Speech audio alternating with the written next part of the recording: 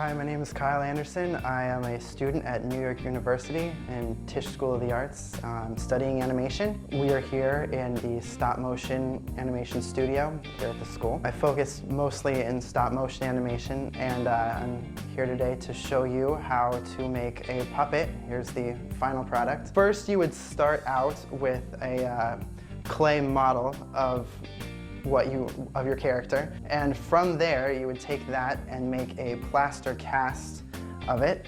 So here is the cast of the bear mold. We need to make a skeleton for the inside of it, which is called an armature, which looks something like this. So it has the basic shape. Pretty much anything that you need movable needs to have a piece of wire going to that point, and you want it as perfect as possible because, you know, this is all going to be filled with foam, so you want it to be able to move. When you're putting the foam in the mold, you take a brush and brush on a layer of the foam on the entire surface of the mold to make sure you don't get any bubbles. So after you've placed it in and brushed on a layer, you're going to pour the rest of the foam in the mold, fill it up, and then you're going to close it like that. And then you put it in the oven and cook it. And yeah, and after you cook it, you get the character out, and then that's where you would take the character, you cut off along the edge. You can see a little bit here of the seam from where the mold pieces came together. Then you have a puppet that's ready to be painted, and these, of course, are already painted, so this is like what a final puppet would look like. In my situation, I had a lion and a bear that I wanted to have like actual fur on. I didn't want just the smooth look to them. So what I did was I actually just got those little puffy balls from like a craft store and cut them all up into just like shavings essentially, and glued them onto my characters where I wanted it. So it got like a good look to it, and it stuck really well, and it didn't move that much on me in production, which was good. When you're making your armature, you need to make a way to tie the puppet down to the table or whatever you're animating on. So the easiest way to do that is to put screws in the bottom of the feet, and if you use epoxy putty, you can attach it and just make a little ball around the screw. And so you just would be able to screw this in just like that. So then when you're putting it on the table, actually, you would drill a hole in the table and then just screw it right on like that. When designing your puppet, you have to keep in mind like how you're going to be animating, what they actually have to do in the shots. So for my bear, I actually had 4 different versions of the bear, which all were able to do different things. This one was made for when he was sitting down, so instead of tying it to the feet, I actually put the screw in the back so he could be attached to the table while sitting down. And this one right here was actually made to walk on a tightrope. So once again, I can't be screwing the bear to the tightrope itself because it's too small. So instead, I attached a wire to its back, so the wire would just run off the screen. And you would take the wire out in post, and all you have to do is you take every frame and put it into like a Photoshop or you know, some sort of image manipulator, and essentially just erase the wire. So I was shooting against the black background, so it was really easy. All I had to do was just delete it, and you know, there was black. But if you have a more complicated background, you have to take a picture of the background by itself first before you put in the character, and then you have a point of reference, so you can put that behind the other one and erase the wire on the top one, and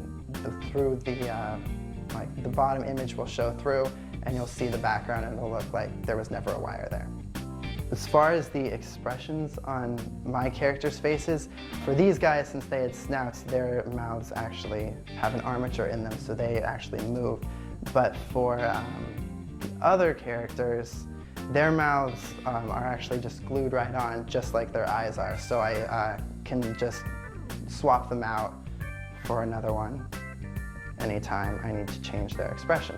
One of the challenges in animation is to get a lip sync that looks good, so like it looks like they're actually talking. So I just have different mouths that are in the different shapes of the letters, and I would just take and replace them whenever the character would make that sound. Ladies and gentlemen, the time has come. Sound the horns and beat the drums. Let's say, for example, he was saying something like, "Oh my." What I would do is start by putting on the O mouth like that. And so that would, he'd probably hold that for the entire length of the O.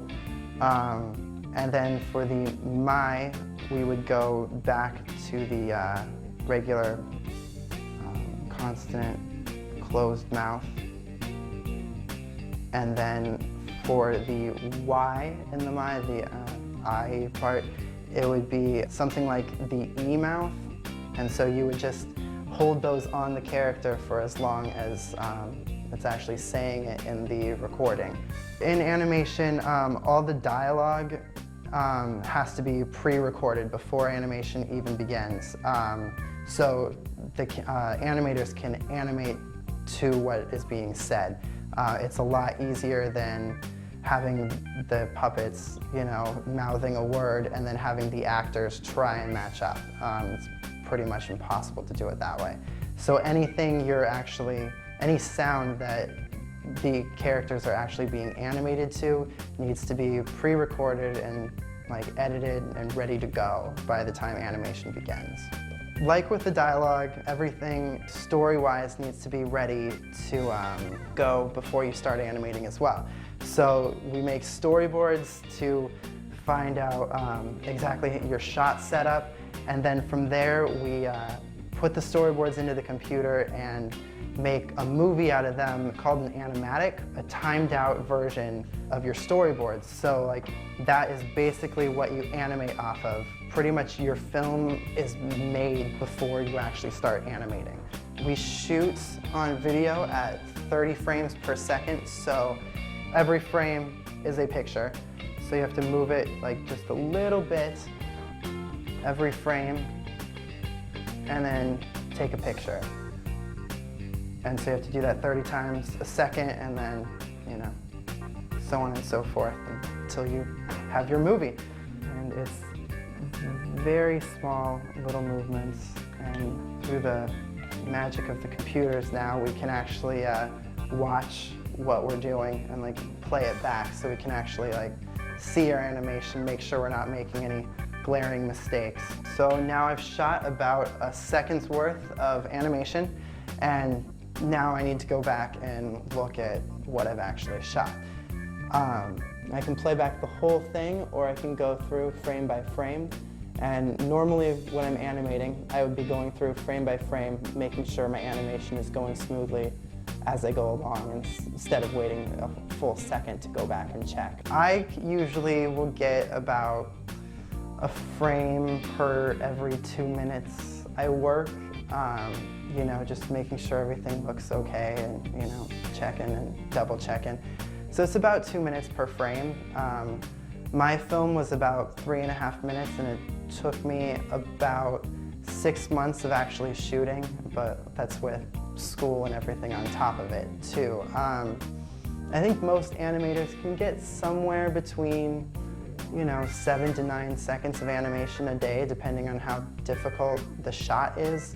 The more characters you have, the longer it's going to take, because you have to move each one of them and remember what each one of them is doing. I think stop motion animation is studied less than it used to be, at least here at NYU. Mostly it's, you know, the computer 3D stuff, but I think that's more because that's where most of the jobs are at.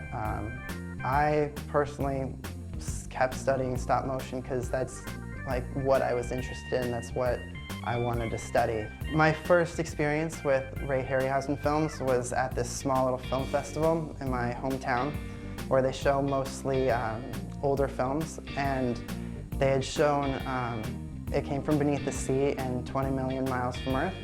And, you know, getting to see these creatures, you know, in these locations that I recognized was just absolutely amazing.